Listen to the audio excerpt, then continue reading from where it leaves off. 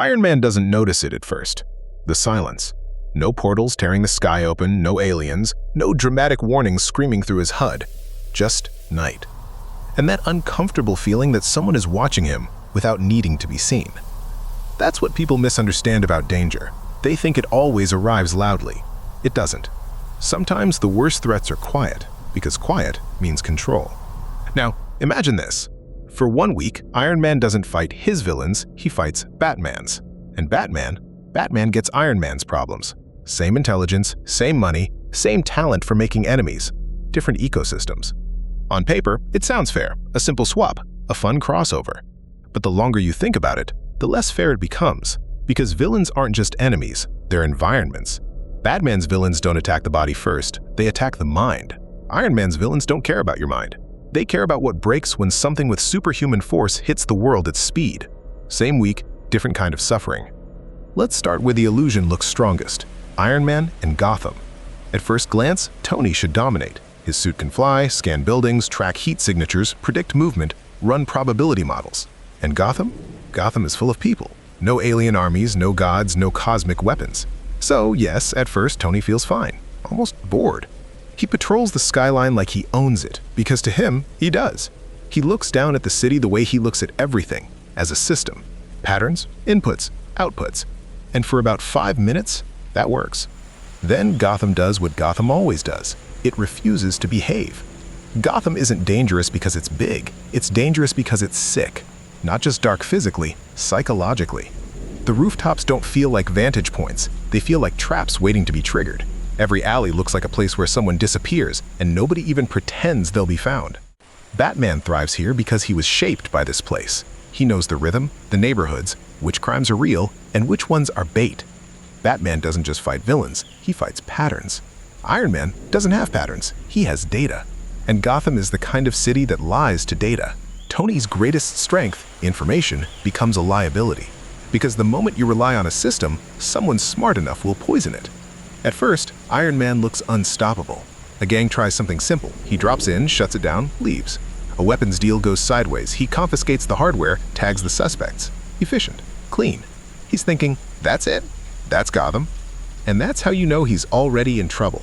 Because Gotham doesn't punish arrogance with a punch. It punishes arrogance with time. The next night, his sensors flag movement on a rooftop. He lands, nothing. No criminals, no weapons, just a symbol painted somewhere it shouldn't be. Then another anomaly appears, across the city. Then another, then another. It starts like a glitch, but the signals don't stop. They multiply. This isn't malfunction. Someone is teaching Iron Man to chase shadows. This is the Riddler ecosystem, not the man yet, the idea. That Gotham doesn't beat you by overpowering you, it beats you by making you waste yourself. Tony responds the only way he knows how. Threat here, threat there, threat everywhere. He's winning every encounter, technically, but he's burning hours, burning focus, burning patience. Winning the fight can still mean losing the week. Then fear enters the system, quietly, not as a gas bomb, as uncertainty. Tony's suit can read chemical signatures, sure, but fear isn't just chemistry. Fear is interpretation. Gotham's fear isn't, I might die, it's I don't know what's real. So Tony starts seeing things that shouldn't exist. Heat signatures in empty rooms, movement with no source, faces on screens that vanish when he turns. He runs more scans, double-checks everything, which means one thing. He's no longer controlling the pace. The city is. The suit doesn't get tired, the man inside it does. Then Two-Face enters not as a fight, but as a decision. 2 locations, 2 crimes, 2 groups of people. He can only reach one in time. In his world, Tony would call allies, coordinate, outsource, but Gotham's villains love isolation. They don't want you dead, they want you responsible. Tony chooses. One group lives, the other doesn't. And that's when it hits him. He didn't solve the problem, he just chose which guilt he could live with. In Gotham, power doesn't save you, it just makes you the one to blame. Then there's the Penguin ecosystem, the slow crime, the political crime. Tony can crush criminals, but crushing criminals doesn't dismantle a system. Penguin's power isn't strength, it's entanglement, deals, leverage, corruption. Tony starts realizing something uncomfortable. He can win every fight and still lose the city. Because Gotham isn't the fight, it's the machine that creates fights. Iron Man is a hammer, Gotham is not a nail. By midweek, Iron Man is still dominant, but irritated, sleeping less, reacting faster, thinking shorter. And that's where Gotham wins. Because sleep deprivation doesn't weaken you, it makes you sloppy. He launches early, assumes wrong, moves louder than necessary, and Gotham rewards noise with consequences. By the end of the week, Iron Man survives, suit intact, weapons functional, but his mind is frayed. He trusts the suit more than himself, questions every quiet moment. And here's the unsettling part. Some villains never showed themselves. Not because they couldn't, because they didn't need to. They weren't part of the warm-up, they were waiting. Now, switch the camera. Batman in Iron Man's world. This is where people assume Batman dies immediately. He doesn't. Batman adapts. But adaptation has a cost when the threats are superhuman. Iron Man's world is loud, fast, public. Batman is built for shadows and fear. In this ecosystem, fear is a speed bump. You can't intimidate a missile.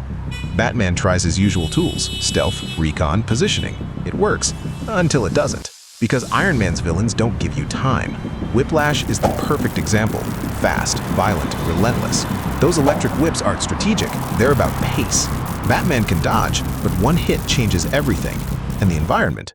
Cars, civilians, glass. In Gotham, chaos is hidden. Here, chaos is broadcast.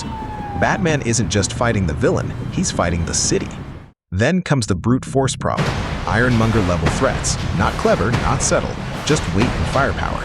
Batman hates straight collisions, but here he doesn't get a choice. Midtown isn't a rooftop, it's a fragile canyon of people. Batman is calculating constantly: the enemy, the exits, the collateral damage. Iron Man can absorb punishment. Batman pays for every second with stamina. He survives by thinking like Tony, redirecting power, turning systems against themselves. But surviving isn't winning. Surviving is spending your body like money. Then come regeneration-type threats, Killian-tier chaos. Precision stops working, traps stop mattering. Batman adjusts, but every adjustment costs time. And Iron Man's world never gives time back.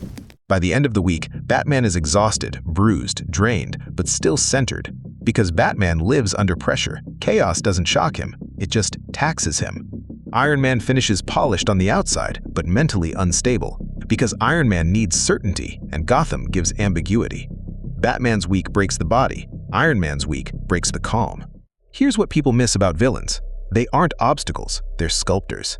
Batman's villains shape him into a strategist, a detective, a moral anchor. Iron Man's villains shape him into an engineer under fire. Swap those ecosystems even briefly, and power stops being enough. And here's the kicker. This was the easy version of the week. We didn't even talk about the ones who don't test you first, the ones who don't play games, the ones who don't announce themselves. If you're wondering what happens when they show up, good, because that means you're thinking. Some threats don't care about your suit, some don't care about your training. They just care whether you break. So the next time you imagine a superhero swap, remember this. It's not a switch of enemies, it's a switch of survival conditions. And power doesn't save you from the wrong kind of problem. It just gives you a front row seat to your limits. And the worst villains? They don't chase you, they wait. And that's a problem for another time.